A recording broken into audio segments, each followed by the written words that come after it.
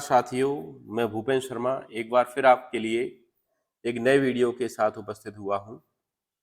इस वीडियो का नाम है द रोड नॉट टेकन। ये जो पोएम है द रोड नॉट टेकन, ये रॉबर्ट फ्रॉस्ट के द्वारा लिखी हुई है।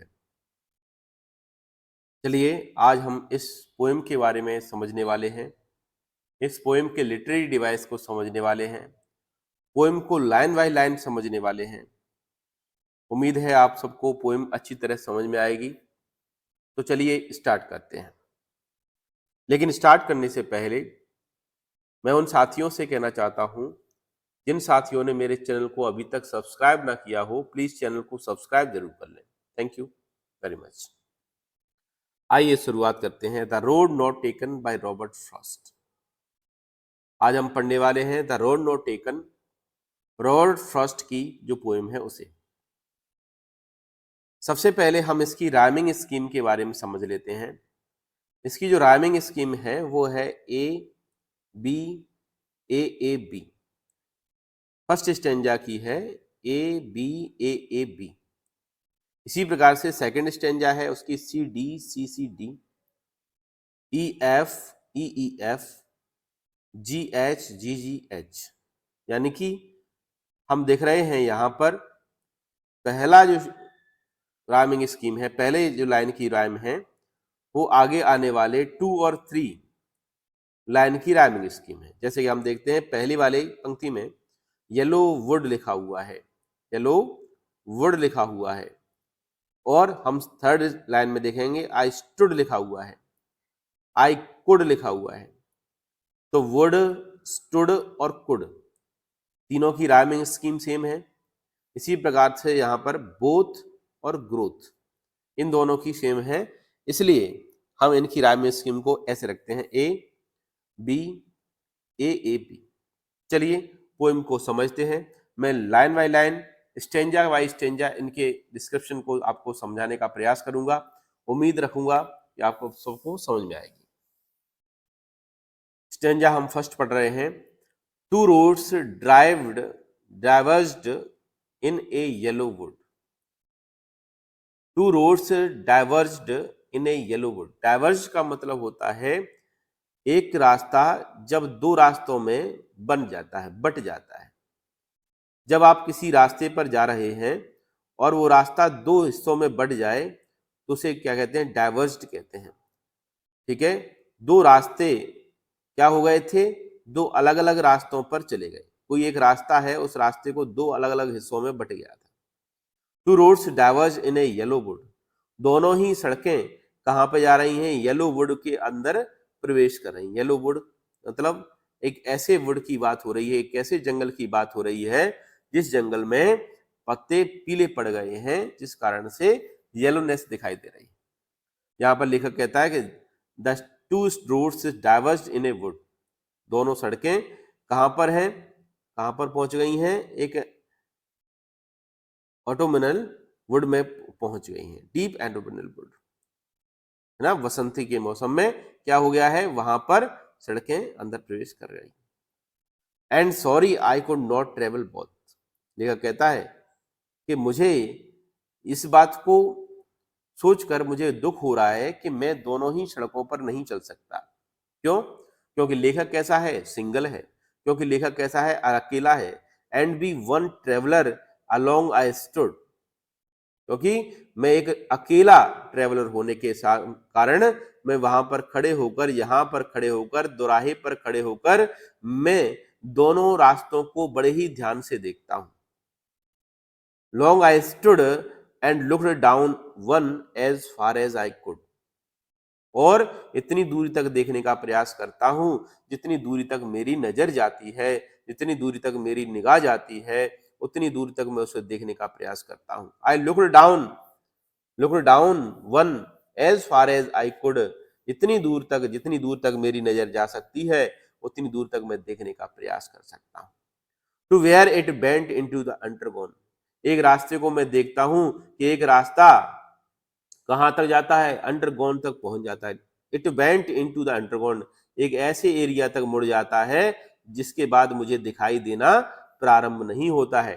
वहां तक कहां पर पहुंच जाता है, अंडरग्रोथ पहुंच जाता है। अंडरग्रोथ ऐसा स्थान जिस स्थान के बारे में लेखक को पता नहीं है, ऐसे स्थान को क्या कहते हैं, अंडरग्रोथ कहते हैं, या हम बुशेस कह सकते हैं।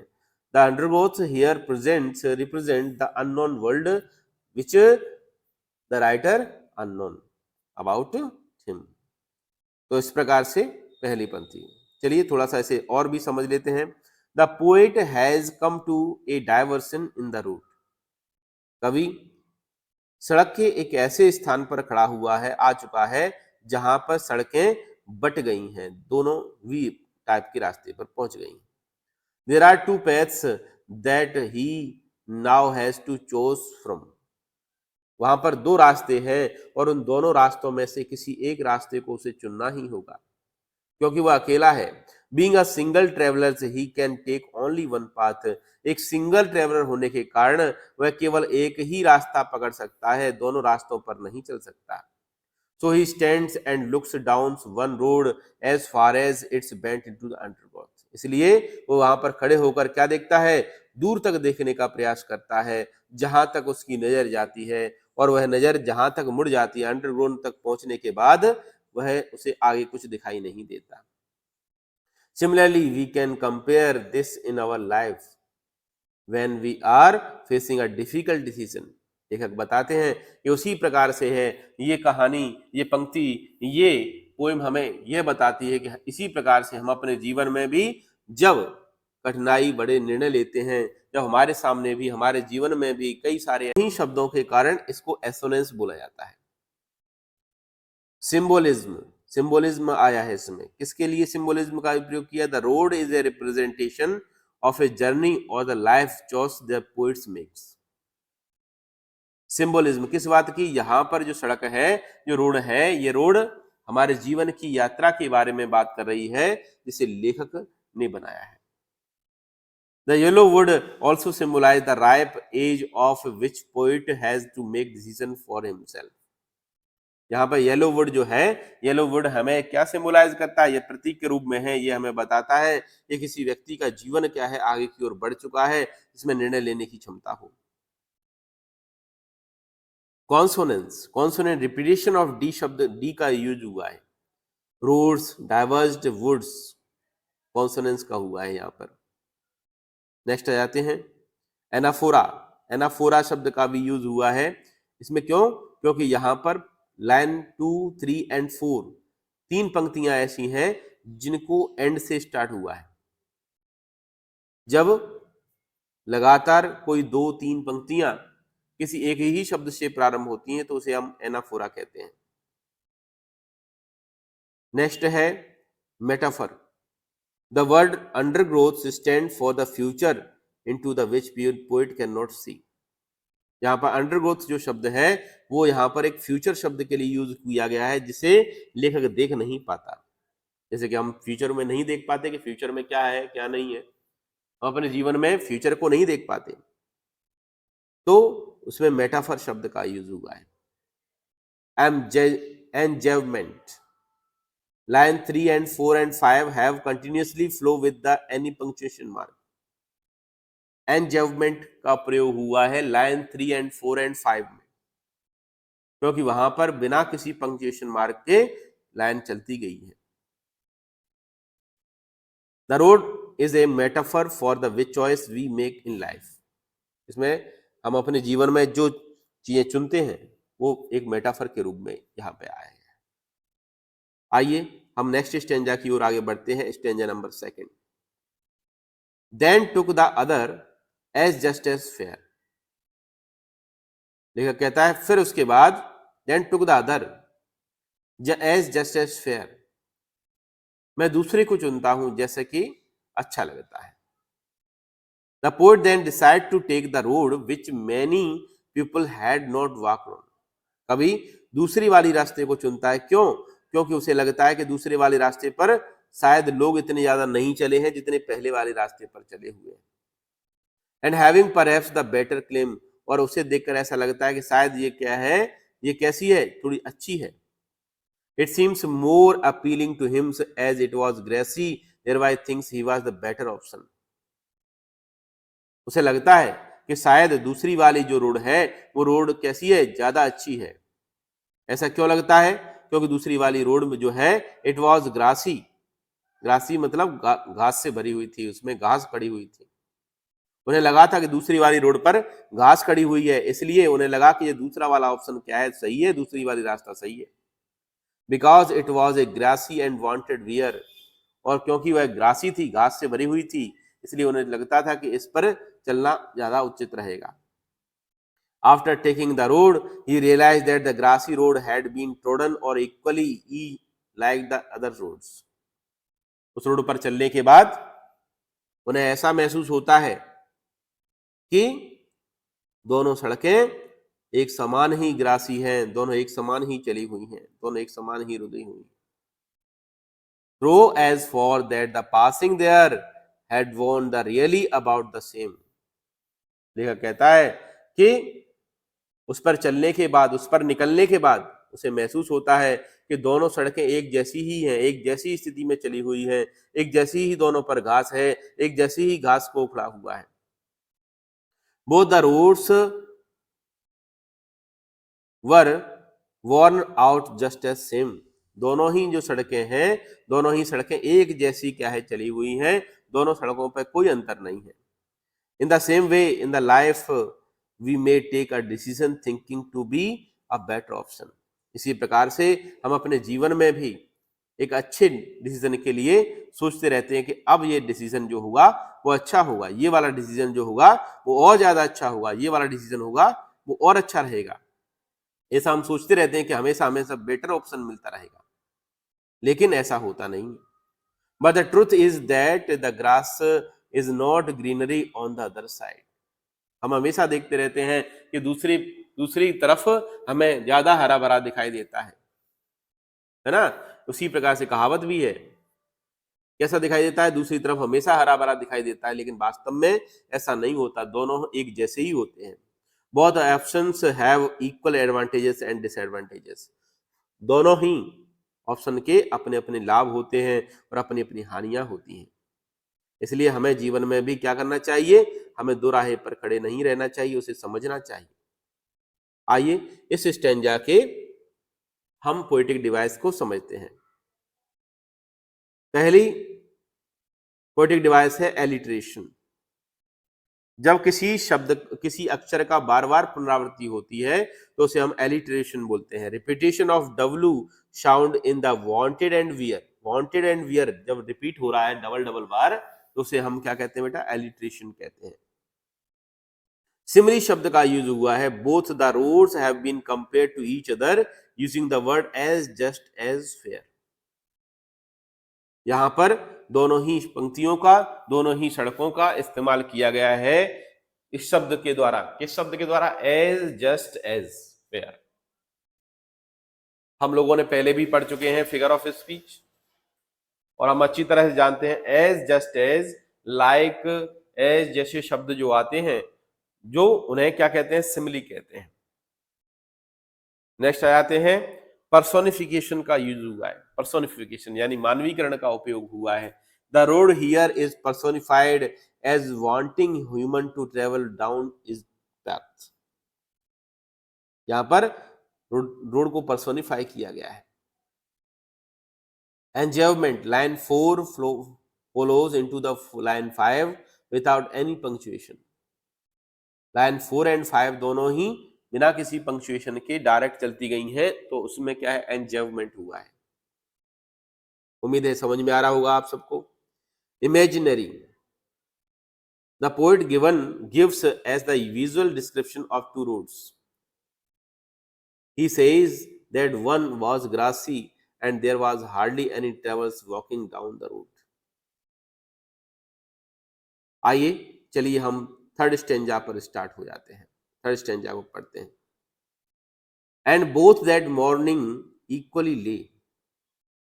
कवि कहता है तो दोनों ही जो सड़कें हैं, दोनों ही सड़कें कैसी हैं, दोनों ही समान हैं। The poet says that the roads were similar. कवि कहता है कि दोनों ही पंक्तियां, दोनों ही सड़कें कैसी हैं, समान हैं। In the leaves no steps had trodden back black. उन दोनों ही सड़कों पर जो लीव्स हैं, जो पत्तियां हैं, उनको कुचला नहीं गया है, किसी ने उनके ऊपर उन्हें दबाया नहीं गया है, उनके ऊपर चला नहीं है। The leaves were fresh and had not been stepped on either road. दोनों ही सड़कों पर जो पत्तियां हैं, उन दोनों ही पत्तियां कैसी हैं? फ्रेश हैं, और उन पत्तियों के ऊपर किसी ने अपने पैर नहीं रखे हैं। Oh I kept the first for another day. लेखक सोचता है कि मैं अब की बार दूसरी वाली जो रास्ते हैं उस पर दूसरे दिन चलूंगा, किसी और दिन चलूंगा। Yet knowing how way Leeds on the way. और तब मैं जानूंगा कि किस प्रकार से वो रास्ता जाता है। But since he journeyed down the chosen path, he kept the other roads for another day. तो लेखक कहता है कि हाँ, हम यात्रा जो करेंगे, अब की बार यात्रा जो करेंगे दूसरे वाले रास्ते से करेंगे, इस वाले रास्ते से नहीं करेंगे, है ना? क्यों? क्योंकि इस वाले रास्ते पर कोई चला ही नहीं है, पत्तियां दबी नहीं है, और मुझे लगता है कि दूसरे वाले रास्ते जाना क्या है, उचित रहेगा। तो उन्होंने सोचा कि अगला वाला दिन जब मैं आऊंगा तो मैं दूसरे रास्ते से आऊंगा। आई doubted if I should ever come back. उसे संदेह है कि यदि वह कभी भी वापस आएगा तो वो दूसरे रास्ते से जरूर आएगा, जिससे पता चल सके कि दूसरा रास्ता कैसा है। He kept the other roads for another day. इसलिए वह क्या करता है? दूसरे रास्ते को दूसरे दिन के लिए रिजर्व करके रखता है। The poet knew that by choosing their desire path it would definitely lead further to another path. कवि जानता है कि उसने जो रास्ता चुना है, जिन जिन इच्छाओं से रास्ता चुना है, वो निश्चित ही वह क्या करेगा? किसी दूसरे रास्ते पर लेकर जाएगा। इसलिए वह पहले रास्ते को फिर से अपनाने के बारे में सोचता है। Therefore he doubts that he would ever be able to take the path which he left for another day. इसलिए उसे संदेह है कि अगर उसे दूसरी बार कभी भी आना हुआ तो वो दूसरी बार में क्या करेगा? वो पहले वाले रास्ते को जरूर चुनेगा। Sometimes in life we are faced with the decision to make. कभी कभार क्या होता है जीवन में, हम ऐसे कई निर्णय लेते हैं, उन निर्णय के कारण हमें सोचना पड़ जाता है कि हम पहले निर्णय ले लेते तो ठीक रहता, पहले वाला निर्णय होता तो ज्यादा बेहतर होता।